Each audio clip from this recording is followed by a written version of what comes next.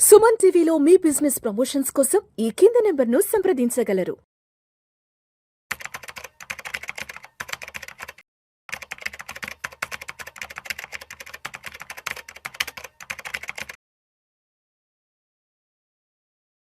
నమస్తే, welcome to Suman TV. నేను విష్ణు. ప్రస్తుతం నాతో పాటు senior stock market analyst Ramachandramurthy గారు ఉన్నారు. సార్తో మాట్లాడదాం.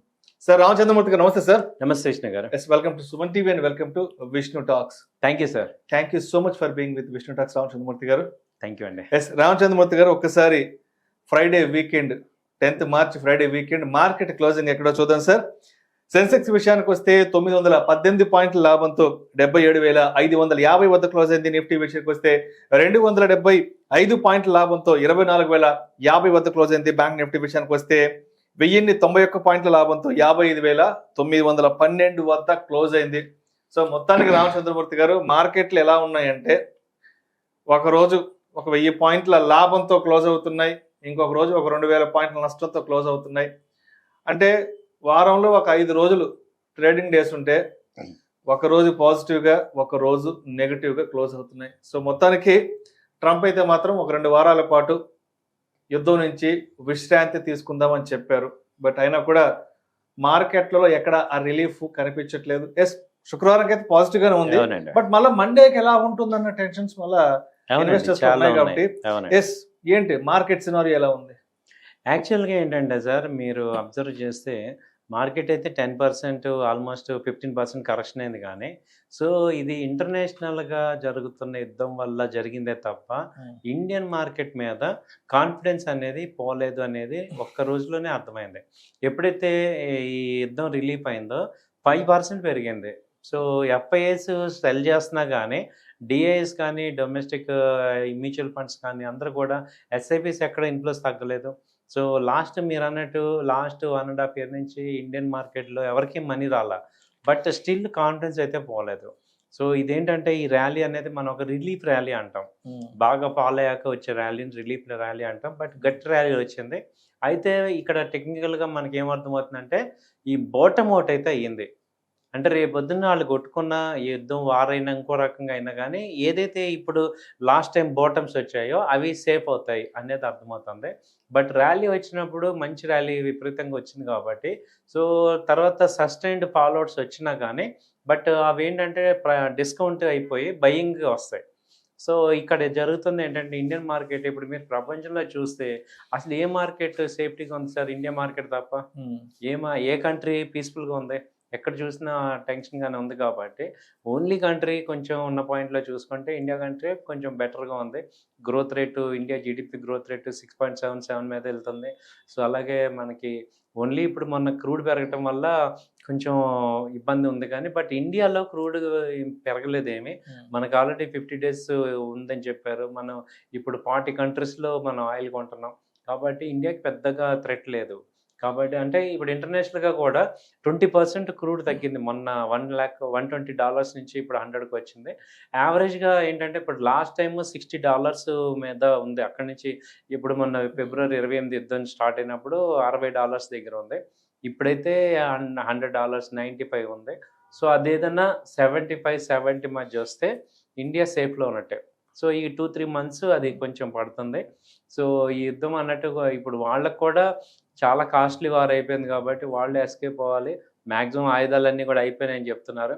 సో 1-2 weeksలో లేదు, మ్యాక్సిమం ఇంకా కొట్టుకున్న 1 monthలో వాళ్ళు నార్మల్ అవుతారు. రైట్. కాబట్టి ఇంత విపరీతమైన కరెక్షన్స్ మొన్న వచ్చినట్టు వచ్చే ఛాన్సెస్ తక్కువ ఉన్నాయి సార్. సో ఇప్పుడు రామచంద్రమూర్తి గారు, ఒక్కసారి మార్కెట్ ఫాల్ గురించి చూస్తే దగ్గర 2024 సెప్టెంబర్ నుంచి మార్కెట్లు ఫాల్ అయ్యాయి. అంటే అక్కడి నుంచి ట్రంప్ అధ్యక్షుడిగా రావడం, తర్వాత ట్రంప్ విపరీతమైన టారిఫ్లు వేయడం, అక్కడ దాకా ఒక ఎత్తు, అక్కడ దాకా ఒక రకమైన డ్యామేజ్ మార్కెట్ బాగా జరిగింది. సరే, మొన్న ఫిబ్రవరి చివరాఖరు నుంచి మార్చి ఫస్ట్ వీక్ నుంచి యుద్ధం కారణంగా ఎక్కడా లేని మార్కెట్లో వాలటాలిటీ చూసాం కదా. మరి గత 2 సంవత్సరాల నుంచి మార్కెట్లలో ఇంత విపరీతమైన ధోరణిని, ఇంత నెగిటివ్ మార్కెట్ని, ఇంత ఫాల్ అనాలో, లేదంటే బ్లడ్ బాత్ అనాలో, క్రాష్ అనాలో, బేర్ మార్కెట్ అనాలో, ఏదైనా సరే మనం ఎటువంటి విషయాలను నేర్చుకున్నాము, ఎటువంటి విషయాలను తెలుసుకోవాలి, ఇప్పటి వరకు జరిగిన మార్కెట్ల విధ్వంసం నుంచి ఎటువంటి విషయాలు మనం నోట్ చేసి పెట్టుకోవాలి అంటారు అసలు? ఎక్సలెంట్ అండి. ఇది చాలా బ్రాడ్‌గా ఆలోచిస్తే అసలు మార్కెట్ ఏంటి అనేది ఈ మధ్య వచ్చిన వాళ్ళకి ఈ సైకిల్ చూస్తే చాలామంది ఏమనుకున్నారంటే జాబ్ మానేసి స్టాక్ మార్కెట్‌లో సంపాదిద్దాం. రోజుకి ఆప్షన్స్ మీద 5,000, 10,000 సంపాదిద్దాం. ఇలా డ్రీమ్స్ అనుకున్న వాళ్ళందరికీ కూడా ఇదొక రియాలిటీ. అంటే ఈ మార్కెట్ కూడా డబ్బులు సంపాదించడం అంత ఈజీ ఏం కాదు. ఇంకా దీనికన్నా జాబ్ ఇంకా చాలా బెటర్ అనే విషయం ఒకటి నిజమే. అయితే దీనిలో సంపాదించాలంటే ఆ స్టెబిలిటీ, ఆ మైండ్ సెట్ ఓవర్‌గా ఓవర్ ఎక్స్‌పెక్టేషన్స్ ఎక్కువ పెట్టుకోవటం, తక్కువ డబ్బుతో ఎక్కువ సంపాదించాలనుకోవటం ఇయన్నీ వర్కౌట్ అవ్వదు. ఒక రూల్ బేస్డ్‌గా ఒక మార్కెట్‌ని అనలైజ్ చేయటం, వెయిట్ చేయటం పేషెన్స్‌గా, అవసరమైతే లాంగ్ టర్మ్ హోల్డ్ చేయటం, అలాగే బారోడ్ ఫండ్స్.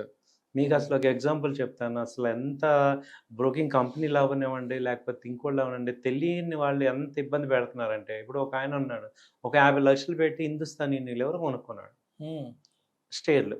దానిలో ఏం చెప్పారు, ఆ బ్రోకింగ్ కంపెనీస్ ఏం చెప్పారు, మీకు లిమిట్ ఇస్తాము, మీరు మీ లిమిట్ తీసుకోండి, ఆ లిమిట్ చాలా ఎక్కువ షేర్లు వస్తాయి, మీకు బాగా డబ్బులు వస్తాయి.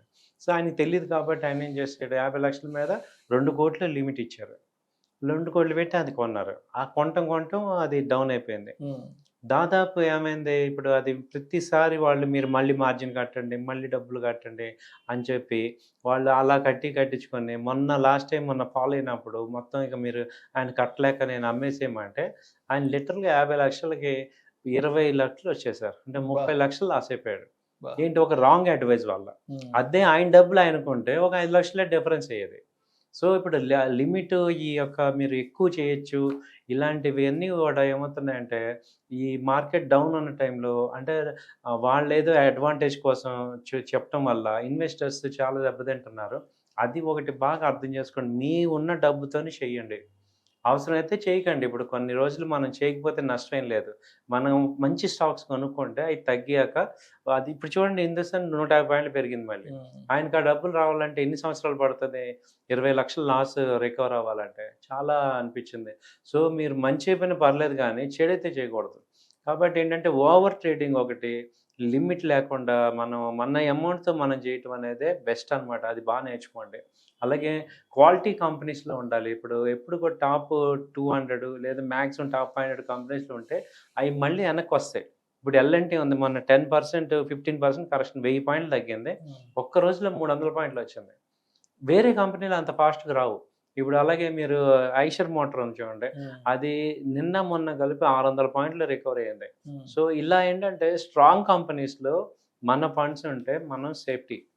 సో 80%, 70% మీ యొక్క క్యాపిటల్ అనేది టాప్ 200 కంపెనీస్‌లో పెట్టుకోవటం వల్ల మీరు సేఫ్టీలో ఉంటారనమాట. అంటే గుడ్ డేస్ ఉంటాయి, బ్యాడ్ డేస్ ఉంటాయి. బ్యాడ్ డేస్‌లో మనం ఏం చేయాలంటే మనం సేఫ్టీలో ఉండాలి. గుడ్ డేస్‌లో మీరు ఏ మిడ్ క్యాప్‌లో కొన్నా మనకి 24, 23 లోపే ఏ చిన్న కంపెనీ కొన్నా అది చాలా ర్యాలీ వెళ్ళింది.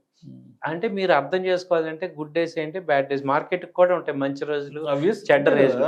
మనుషులకి ఎలా ఉంటాయో మార్కెట్‌కి కూడా ఉంటాయి. సో మీరు మార్కెట్‌లో బ్యాడ్ డేస్‌లో ఉన్నప్పుడు గుడ్ కంపెనీస్‌లో పెట్టుకోవాలి. సో వన్స్ ఆ మార్కెట్ రివర్స్ అయినప్పుడు ఈ మిడ్ క్యాప్, స్మాల్ క్యాప్‌లో ఒక 30% ఇన్వెస్ట్ చేసుకొని ర్యాలీలో పార్టిసిపేట్ చేయండి. ఇవి నేర్చుకోవాలి. సో ఇప్పుడు ఇంకా నిఫ్టీ విషయానికి వస్తే ప్రస్తుతానికైతే మాత్రం 24,050 వద్ద, సో వీకెండ్లో అక్కడ సెటిల్ అయింది నిఫ్టీ. సో ఇంకా సపోర్ట్ అండ్ రెసిస్టెన్స్ ఇంకా ఎక్కడుంది నిఫ్టీకి అసలు? ఇప్పుడు నిఫ్టీకి వచ్చారు. ఇప్పుడు రెసిస్టెన్స్ తీసుకుంటే ఇప్పుడు 24,000 అబోవ్ పాజిటివే, 24,400 మేజర్గా రెసిస్టెన్స్ కనపడుతుంది. అలాగే డౌన్ సైడ్ చూసుకుంటే మొన్న 23,700 నుంచి 23,500 వరకు మేజర్ మళ్ళీ సపోర్ట్ ఉంది. నెక్స్ట్ ఇది అంతకుముందు 60,000 దాకా వెళ్ళి 50,000 వచ్చింది కాబట్టి ఇది ఏంటంటే 57, 58 మేజర్ రెసిస్టెన్స్ ఉన్నాయి.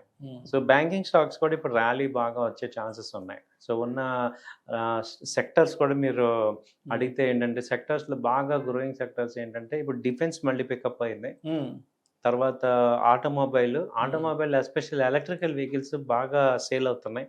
ఎందుకంటే ఇవాళ రోడ్డు మీద మనం ఈ పెట్రోల్ కోసం చూసి ఇవాళ ఎలక్ట్రికల్ వెహికల్ ఉన్న వాళ్ళు చాలా అదృష్టవంతులు అనిపించింది. ఎందుకంటే ఛార్జింగ్, ఇప్పుడు ఆ ఛార్జింగ్ కోసం మళ్ళీ కరెంట్ బిల్ లేకుండా సోలార్ సో సోలార్కి కూడా ఇప్పుడు నిజంగా డిమాండ్ ఉంది. సోలార్ ఎలక్ట్రికల్ వెహికల్ కాంబినేషన్ బాగుంటుంది. Green energy sector theme, Sector బాగా వర్కౌట్ అవుతుంది. Defence theme, defence theme.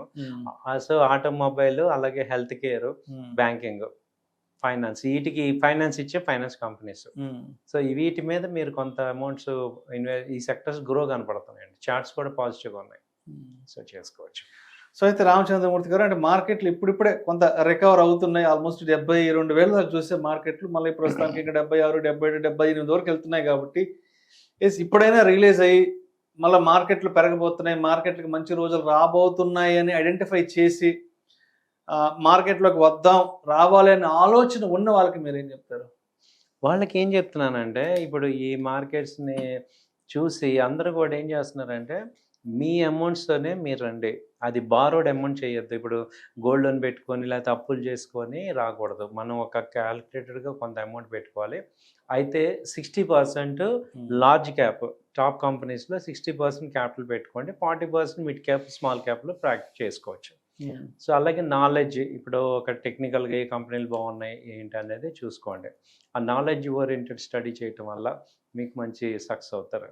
ఇలాంటి టైం ఇది రైట్ టైం అనమాట. యాక్చువల్గా అందరూ భయపెట్టినప్పుడు ఇన్వెస్ట్ చేయాలి యాక్చువల్గా. సో ఇప్పుడు ఇంత పర్సంటేజ్ డౌన్ అయినప్పుడు ఈ మధ్యకాలంలో ఎప్పుడు మేము చూడలేదు మనం లాస్ట్ ఈ రేంజ్లో పాలు. సో ఇది రైట్ టైం అనమాట. మంచి కంపెనీస్లో ఇన్వెస్ట్ చేస్తే మంచి ప్రాఫిట్స్ చాలా ఫాస్ట్గా వచ్చే ఛాన్స్ ఉన్నాయి. నెక్స్ట్ ఏంటంటే, ఇప్పుడు ఎటు వార్ అయిపోయింది కాబట్టి నెక్స్ట్ మళ్ళీ బుల్ ర్యాలీ రావాల్సిందే. ఎందుకంటే ఇది ఒక సైకిల్, ఎవ్రీ 3 ఇయర్స్కి బుల్ ర్యాలీ వస్తుంది. ఈ ఎలక్షన్స్ అయిపోతే ఇంకా గవర్నమెంట్ ఇంప్లిమెంట్స్ ఉంది, స్టేట్ ఎలక్షన్స్ అయిపోతే సో ఇంకా ఛాన్సెస్ టెక్నికల్గా అయితే మంత్లీ చార్ట్స్ అన్ని పాజిటివ్ చూపిస్తున్నాయి. సో ఛాన్స్ బాగున్నాయి. ఎస్, ఇప్పుడు మొత్తానికి శుక్రవారం అయితే మాత్రం మార్కెట్లు గ్రీన్లో క్లోజ్ అయ్యాయి కాబట్టి ఎస్ మండేకి, అంటే శుక్రవారం మార్కెట్ని దృష్టిలో ఉంచుకొని ట్రేడర్స్ ఆర్ ఇన్వెస్టర్స్ అనేవాళ్ళు మండేకి ఎలా సిద్ధంగా ఉండాలి? మండే కొంచెం డిప్ ఎక్స్పెక్ట్ చేస్తున్నాం. అంటే కొంచెం డిప్ వస్తుంది, అంటే డౌన్ ఒక 100 పాయింట్స్ 150 పాయింట్స్ డౌన్ అయ్యి మధ్యాహ్నానికి ర్యాలీ వస్తుంది. ఆ డిప్ రాగానే ఏమవుతుందంటే, ఈ వీక్ ట్రేడర్స్ అందరూ కూడా, ఇన్వెస్టర్స్ అందరూ కూడా అమ్మేసుకుంటారు. సో ఇంకా పాత రిమెంబరెన్స్ ఉంటుంది, మార్కెట్ ఇంకా కిందకి వెళ్ళిపోతుందా అని. సో కొంత డిప్ వచ్చి మళ్ళీ రివర్స్ అవుతుంది. ఈవెన్ మార్నింగ్ గ్యాప్ అప్ అయినా కానీ కొంచెం డిప్ అయితే డౌన్ వస్తుంది. మండే ట్యూస్డేలో కొంచెం డౌన్ వచ్చి మళ్ళీ ర్యాలీ వస్తుంది. ట్రెండ్ అయితే ఇప్పుడు పాజిటివ్ సైడ్ ఉందండి, ర్యాలీ ఛాన్సెస్ ఉన్నాయి. So every downside is a buying opportunity కింద తీసుకోవచ్చు. Thank you sir, thank you so much Ramachandramurthy garu. Thank you అండి. గత వారం అంతా మార్కెట్లో ఏం జరిగింది, రాబోయే వారం మార్కెట్లు ఏ విధంగా ఉంటాయి ఏంటి, ట్రేడర్స్ ఆర్ ఇన్వెస్టర్స్ అనే వాళ్ళు మార్కెట్ ఏ విధంగా సిద్ధంగా ఉండాలి అన్న దాని గురించి చాలా చక్కగా తెలియజేశారు. Thank you so much sir. Thank you అండి. నమస్తే.